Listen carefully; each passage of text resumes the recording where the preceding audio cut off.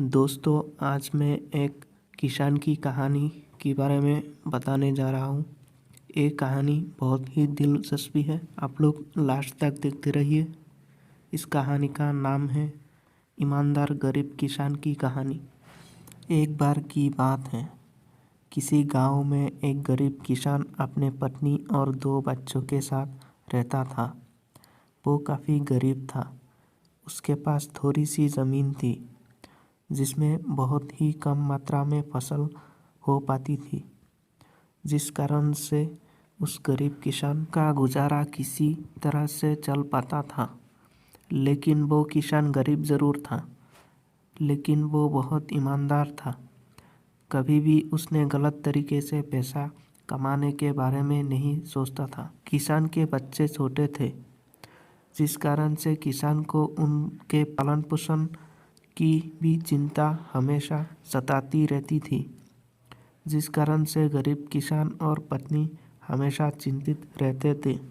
गरीब किसान अपनी पत्नी के साथ अपने खेत में खूब मेहनत करता था, लेकिन उसके मन मुताबिक उतना फसल नहीं हो पाता था कि उसके परिवार का गुजारा हो सके।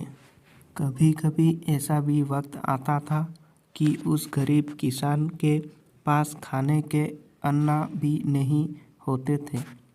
फिर उसकी पत्नी दूसरों के घरों में काम करके अनाज लाती थी, जिससे उनको भोजन मिल पाता था।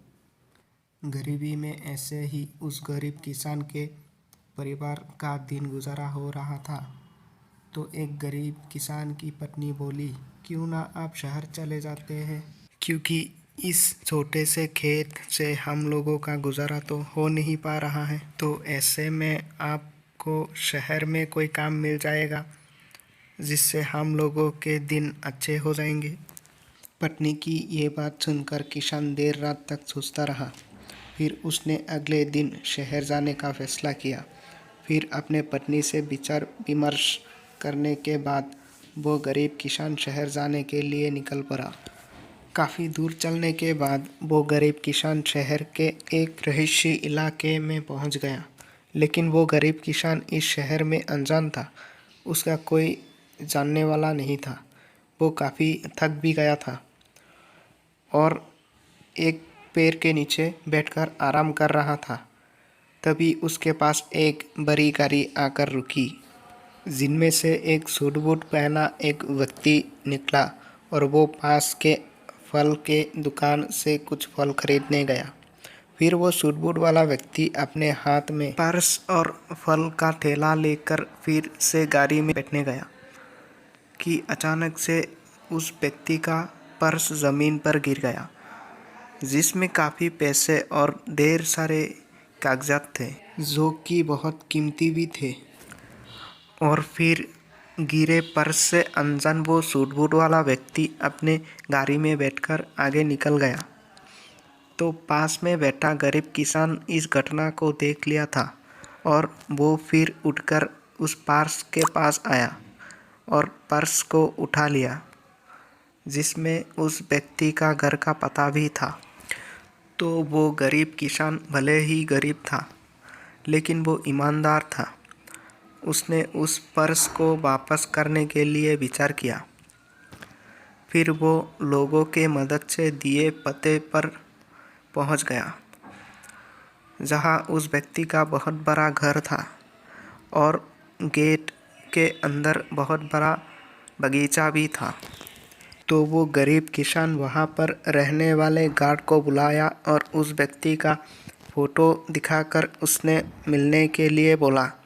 तो गार्ड ने उसको उस सूट बूट वाले व्यक्ति से मिलाने के लिए बंगले के अंदर ले गया।